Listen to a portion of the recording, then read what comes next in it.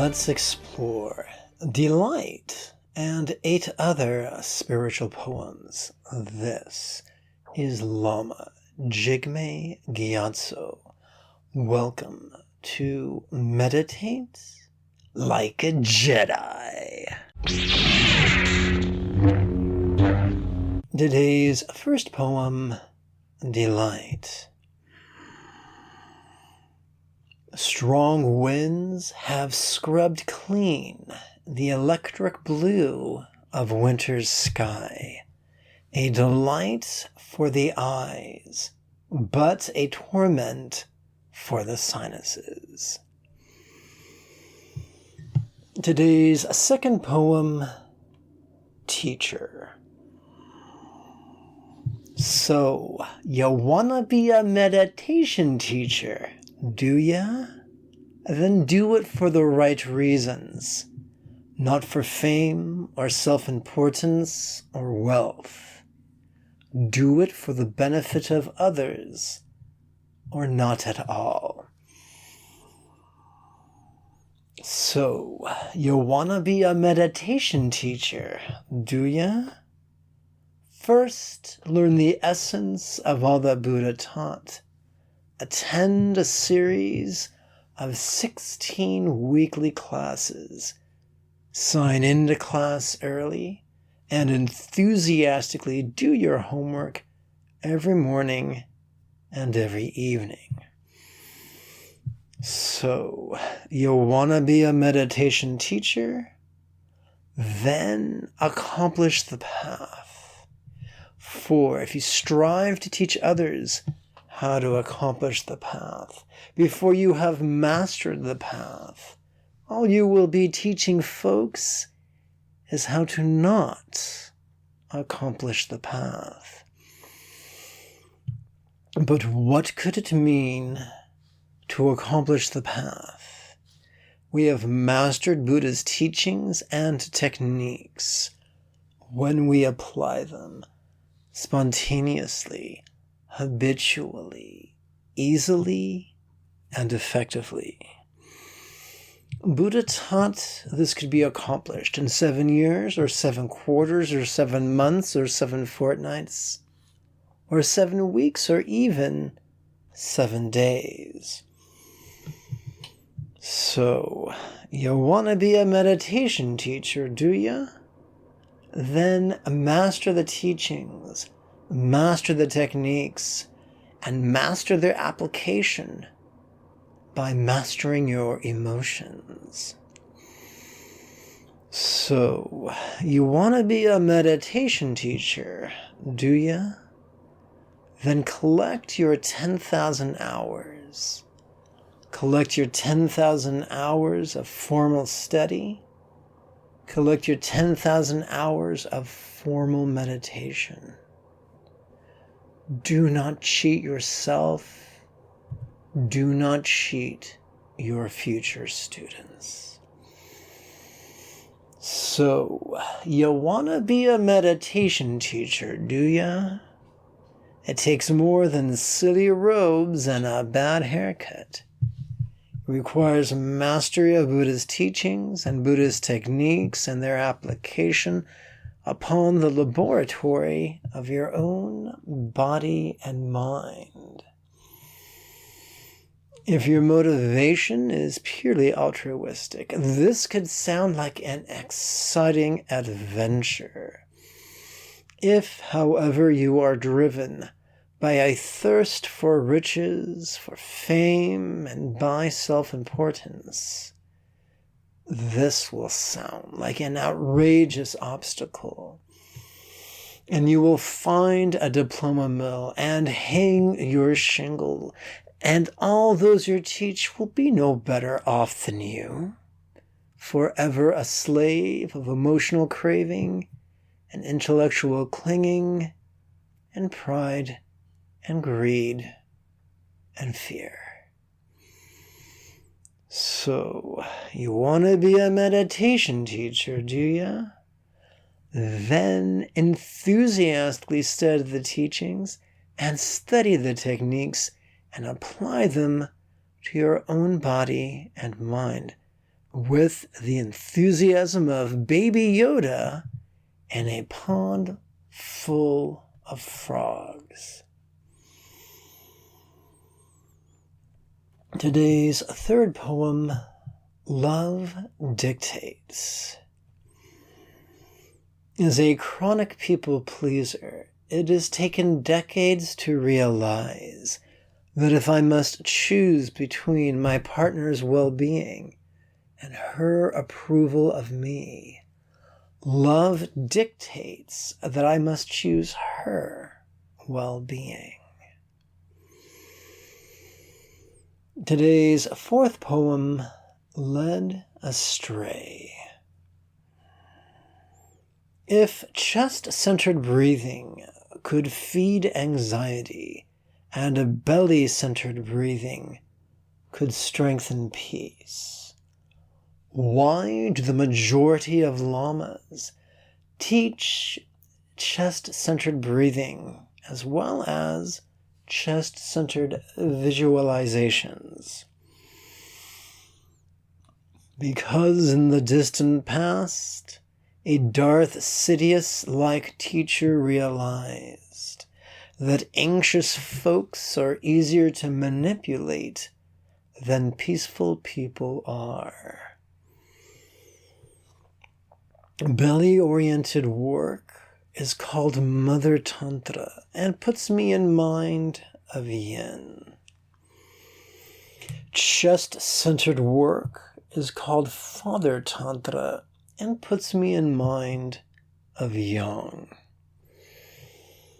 So prevalent and far-reaching is this poison of patriarchy that instructions of chest-centered Father Tantra have replaced the practice of belly-centered Mother Tantra, even within the guided meditations of enlightened female archetypes. Devas in Sanskrit and Yidams in Tibet, such as Yeshe Tsokyal, Vajra Yogini, and even Green Tara. The majority of those who teach chest-centered meditations are not as malicious, as they are merely lazy-minded and easily led astray, like the majority of the Jedi Order in the days of Senator Palpatine. Today's fifth poem, Far Greater. If you are with someone who either cannot see you clearly or simply will not see you clearly, then you are wasted upon them, and all your weaknesses and strengths and follies and wisdoms and talents will not only go unnoticed and wasted, but stifled and squandered. Remember, the number of people we are capable of loving is far greater than the number of people we are profoundly compatible with and beneficially compatible with. Today's sixth poem, Pretend. Why is stepfather slipping his hand into my pajama bottoms? I am so scared. I will lay perfectly still. I will pretend to be asleep. Then maybe he will stop. Then maybe he will go away. But he did not. Today's seventh poem, Solutions. Melisandre was right. The night is dark and full of terrors. Each life is subjected to a great number of very real perils. But worrying about them does not make them go away. And the solutions we concoct from a place of fear can never have the genius and power as the solutions that come to us as if by magic, when from a place of passive vulnerability, we allow ourselves to feel the fear we feel and, in harmony with our exhalations, to physically relax as best we can, thus helping our mind to better let go. It is from this place of awareness and release that our greatest opportunities and solutions find us, and not the other way around. Today's 8th poem, Only. There is only here, and there is only now, and they are always changing. Today's 9th poem, When Play Becomes Poison. Do what you love, and you will never work a day in your life. These are fine words, but many of us know the frustration of turning a passion into a career. And then watching in horror as that which we have loved becomes a source of stress. Like a cat that has explored the inside of a single-use plastic shopping bag and is having difficulty backing out. We too could feel trapped once stress has pervaded our life's work. But from where does this stress come from? Buddha taught it comes from emotional craving and intellectual clinging. Stress could be the cold splash of water in the face that wakes us up. When we feel that stress, that is the time to act. That is the time to blend a meditation with a walk around your block. During each inhalation, silently and mentally recite, notice this. And during each exhalation, silently and mentally recite, relaxing. Keep at this for 20 or 40 or even 60 minutes, and you could feel your craving and clinging and stress melt away. The 19th century philosopher Nietzsche insisted that the only ideas worth entertaining are those that come to us while walking. And my good idea to you is to work from a place of centered spontaneity, utterly oblivious as to how much your work is loved or how much your work is supported. There is great freedom in work as its own reward.